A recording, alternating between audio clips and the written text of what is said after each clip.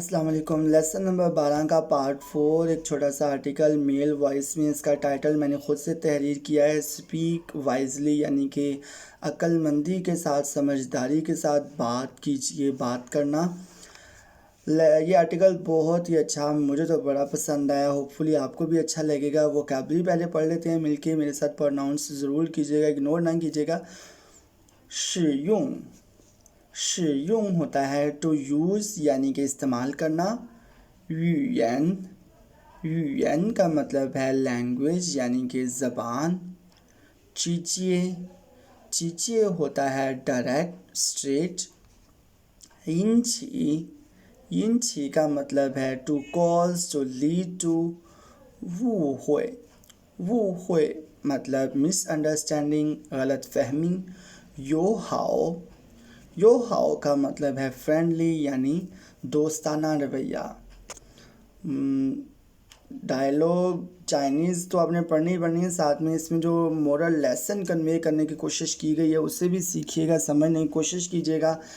तो ये male voice में आर्टिकल है। तो ये शख्स कहते हैं रन रन तो हुए शियुंग युयन, के रन रन का मतलब है हर किसी को, यानी कि हर किसी को इस्तेमाल करना आती है लैंग्वेज, हर किसी को लैंग्वेज बोलना तो आती है। लेकिन ज़मायुंग युयन, कि किस तरह से लैंग्वेज को इस्तेमाल करके पाहुआ शोहाओ, ठीक तरह से बात की जाए। छुए ईमन ईशु, ये अलबत्ता एक आर्ट है।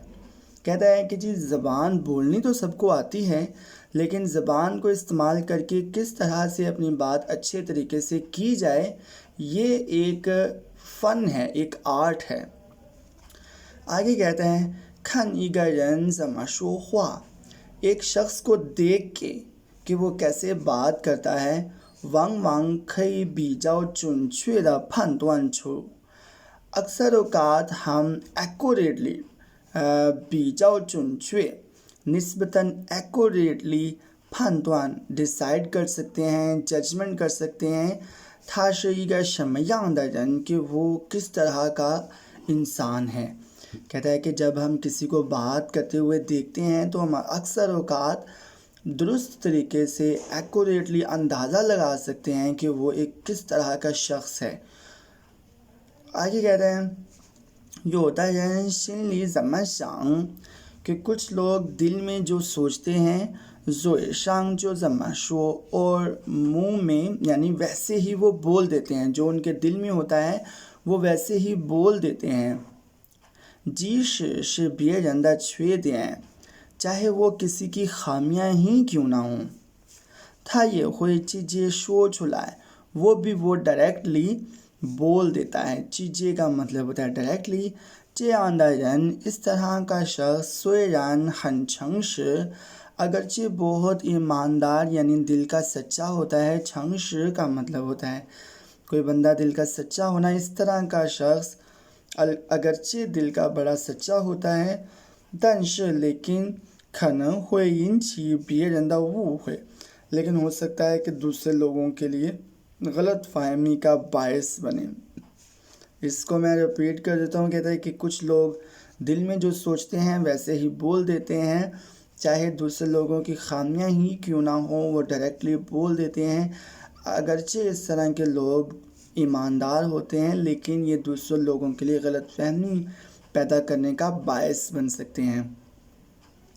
आगे एंड में कहते हैं योदरन सोयरन ये खानदाला बिये रंदा छुए दिए, कि कुछ लोग ऐसे होते हैं कि वो भी दूसरे लोगों की खामियां देख रहे होते हैं। सोयरन का मतलब है अगरचे, कुछ लोग अगरचे वो भी दूसरे लोगों की खामियां देख रहे होते हैं, देख लेते हैं।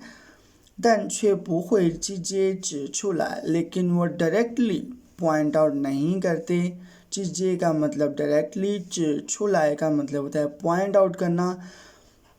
而是通过别的方法来提醒, और वो किसी दूसरे तरीके के साथ उनको ख़बरदार करते हैं। थीशिंग उनकी याद दहानी करवाते हैं।